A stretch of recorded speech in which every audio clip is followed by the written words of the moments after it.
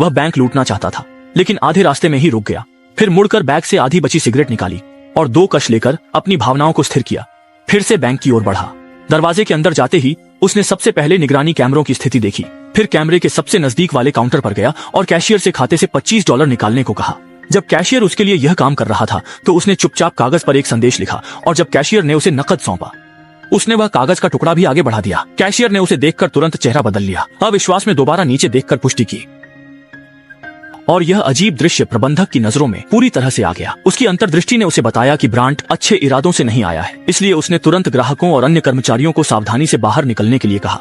लेकिन एक पूर्व सैनिक होने के नाते उसने प्रबंधक के विचार को तुरंत भांप लिया और वह मुड़कर सभी के सामने आ गया। इसके बाद उसने सभी को तुरंत बैंक छोड़ने के लिए कहा, साथ ही प्रबंधक को भी चेतावनी दी, आप सामने और पीछे के दरवाजे बंद कर दें। होश में आए प्रबंधक ने तुरंत बाकी लोगों को बाहर निकलने का निर्देश दिया, जबकि कैशियर घबराहट के कारण फोन नहीं मिला सका और गलती से गर्म कॉफी भी गिरा दी।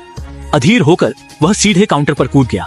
इस दृश्य से कैशियर इतना डर गया कि वह पीछे हटने लगा। जल्दी से फोन फेंककर माफी मांगने लगा। ब्रांट ने फोन उठाते हुए कैशियर से माफी मांगी और फिर पुलिस को फोन किया। इसके बाद ऑपरेटर ने उससे पूछा कि उसकी क्या मांगे हैं, लेकिन उसने कहा कि उसे किसी ने धोखा दिया है और उसकी विकलांगता भत्ता चुरा लिया है। वह अपना पैसा वापस चाहता है। उसकी मांग जानने के बाद ऑपरेटर ने अचानक उसकी त्वचा के रंग और कपड़ों के बारे में पूछना शुरू कर दिया। ये सुनकर ब्रांट का चेहरा तुरंत गुस्से से भर गया। एक पूर्व सैनिक के रूप में उसने तुरंत पुलिस की मंशा को भांप लिया। उसने अचानक फोन पटक दिया, पास के निगरानी कैमरे की लाइन को तेजी से खींचकर हटा दिया। फिर अन्य कैमरों के नीचे जाकर एक एक करके बिजली काट दी, जिससे अंदर की निगरानी समाप्त हो गई। खिड़की के बाहर की दृष्टि भी उतनी ही महत्वपूर्ण थी। जहाँ भी ब्लाइंड्स थे उसने उन्हें खींचकर बंद कर दिया। फिर वह मेज के पीछे छिप गया। यह सोचकर कि उसे स्नाइपर द्वारा मारा जा सकता है, ब्रांट की भावनाएं धीरे धीरे बिखरने लगी।